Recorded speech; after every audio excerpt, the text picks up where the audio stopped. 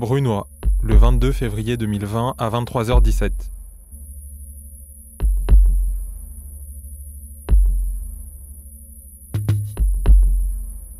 Adnan Nassi, 19 ans, est gravement blessé par un tir de LBD lors d'une opération de police dans le quartier des Hautes-Mardelles.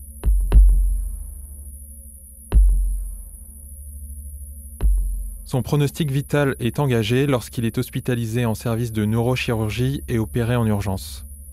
Plusieurs des os de son visage sont fracturés, une brèche menace son cerveau où de l'air s'est infiltré, son œil droit est éclaté, il doit être énucléé. Dans quelles circonstances Adnan Nassi a-t-il été mutilé ? Libération révèle des images de ce tir et publie en partenariat avec l'agence d'expertise indépendante Index une modélisation 3D et une analyse de la scène. Ces éléments attestent qu'Adnan Nassi ne présentait aucun danger pour les policiers et contredisent formellement les propos de Yann T, l'agent auteur du tir.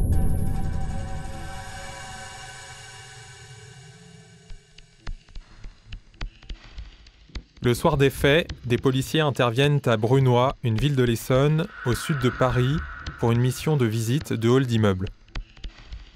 À la suite d'une altercation entre ces policiers et un groupe d'habitants vers 22h30, des renforts sont appelés.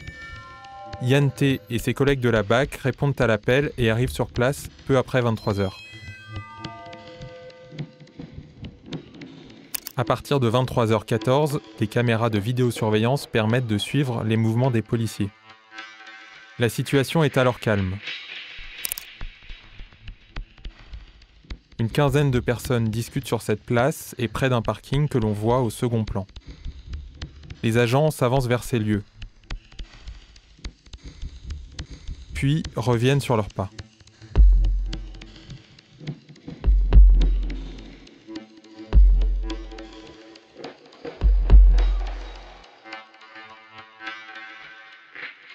À 23h15 et 50 secondes, les policiers se séparent en deux groupes. Sur ces images, le policier Yann T est visible avec son LBD en main. Cette arme, utilisée fréquemment dans les quartiers populaires et dans certaines manifestations, est bien connue pour sa dangerosité. La munition de calibre 40 mm en caoutchouc semi-rigide est prévue pour un tir à une distance optimale de 25 ou 30 mètres selon le modèle.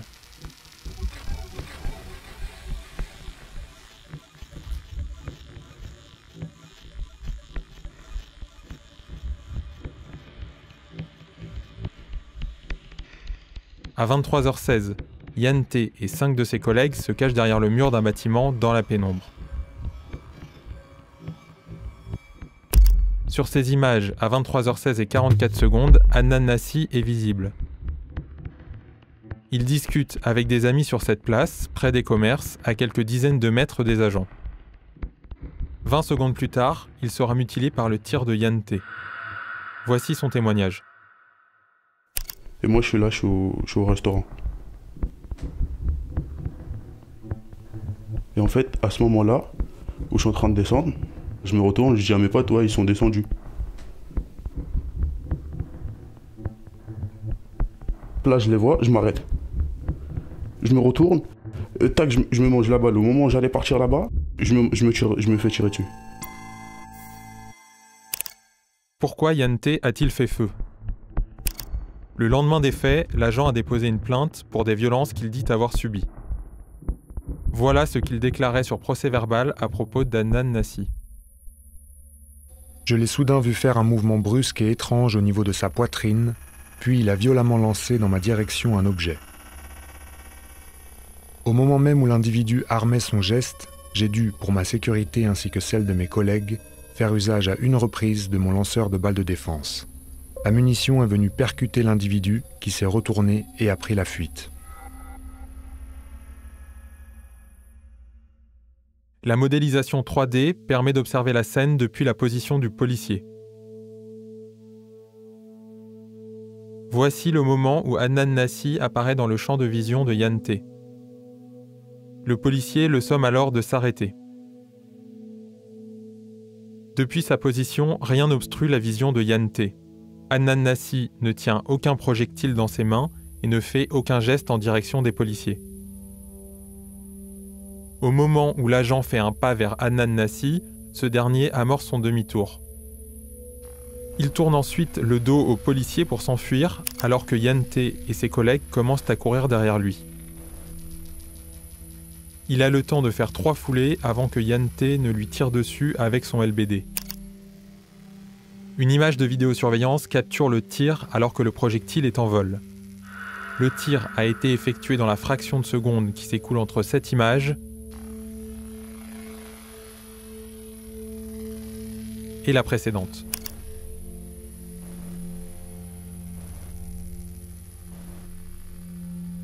Sur une distance de tir inférieure à 10 mètres, la vitesse moyenne d'une munition de LBD est de 75 mètres par seconde.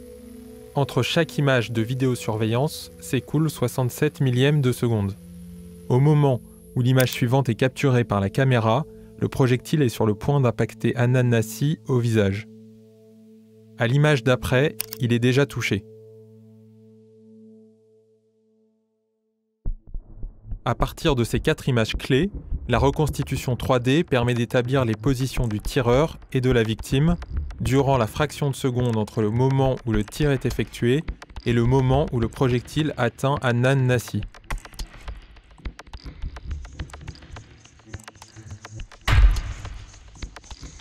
Mesurée sur le modèle 3D, la distance de tir est de 7,29 mètres.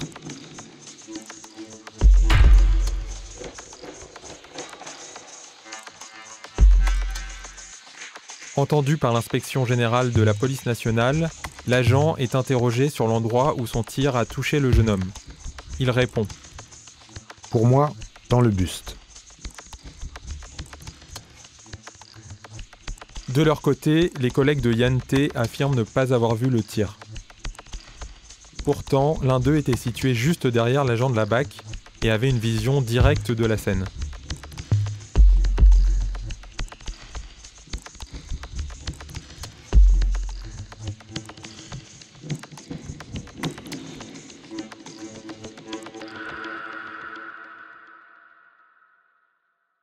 Après le tir, Adnan Nassi perd l'équilibre, mais parvient à reprendre sa course malgré sa grave blessure.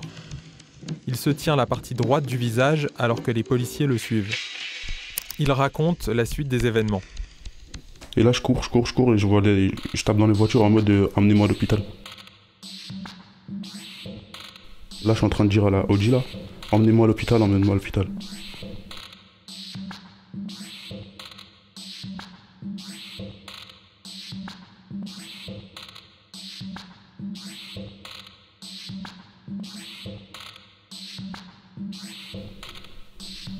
Et là, ils sont en train de faire une sécurité autour de moi pour m'emmener là-bas.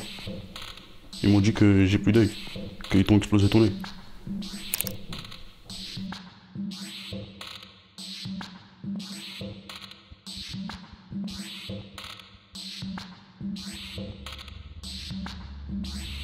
Le 28 février 2020, Yan T a été mis en examen pour violence volontaire ayant entraîné une mutilation, une infraction passible de la cour d'assises. Dans l'attente d'un procès, la justice lui a interdit de porter une arme et d'exercer sur la voie publique. Mais du côté de l'administration, aucune sanction n'a été prononcée. Yan T peut compter sur le soutien de sa hiérarchie, il est toujours policier et occupe un poste dans un bureau.